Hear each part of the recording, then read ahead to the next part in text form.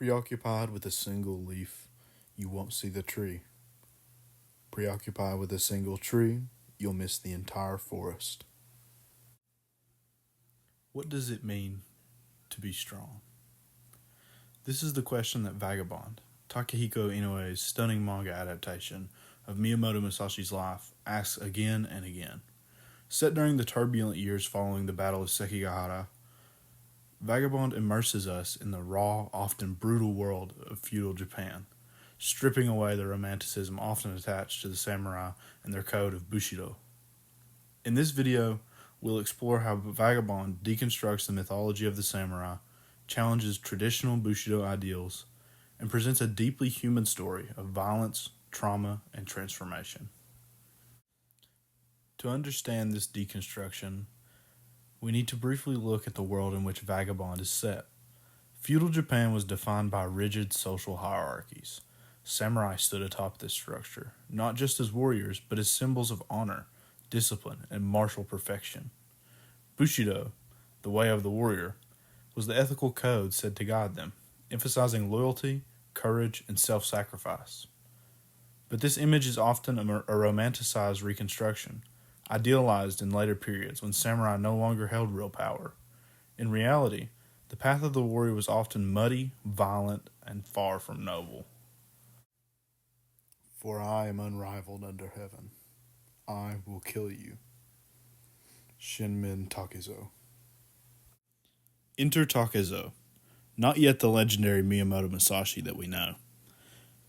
In the early chapters of Vagabond, we meet a young man consumed by bloodlust, wielding violence as a means to prove his worth. He does not embody Bushido, he defies it. He is cruel, unrefined, and directionless, far from the composed, stoic warrior we often see in fiction.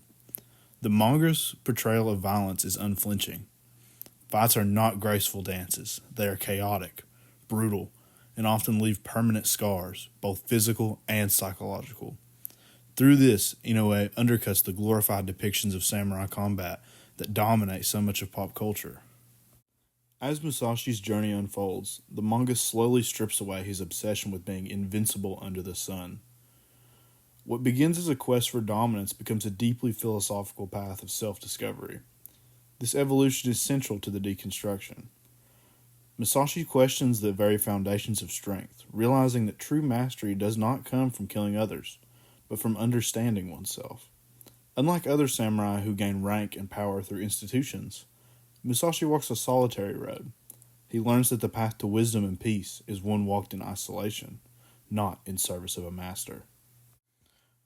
Another key element of Vagabond's critique lies in its treatment of social class. While the samurai are often glorified, Inoue turns our attention to the farmers, the common folk, those who bear the weight of survival in war. Through characters like Otsu and the villagers Musashi encounters, Vagabond asks, who truly supports society? And why do we idolize those who destroy rather than those who sustain? In this way, the manga punctures the myth of the noble warrior, exposing the poverty, suffering, and contradictions of feudal Japan.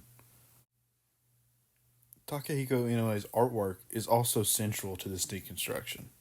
His use of the expressive brushstrokes and natural imagery present in his work adds layers of emotion and symbolism to the story. Fights aren't just physical conflicts, they're psychological landscapes. Panels often linger on trees, rivers, or empty space, inviting us into Musashi's inner world.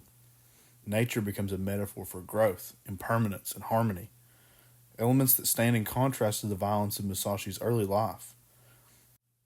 Through this visual language, Vagabond offers a quiet counterpoint to the noise of swords and screams. In the end, Vagabond redefines what it means to be strong. True strength, Inoue suggests, isn't found in how many foes you defeat, but in your capacity to change, to endure, to seek peace after war. Musashi's journey is not one of conquest, but of the shedding of illusions, especially the illusion of Bushido as an infallible path. This deconstruction feels especially relevant today, in a world still drawn to myths of violence, power, and heroism.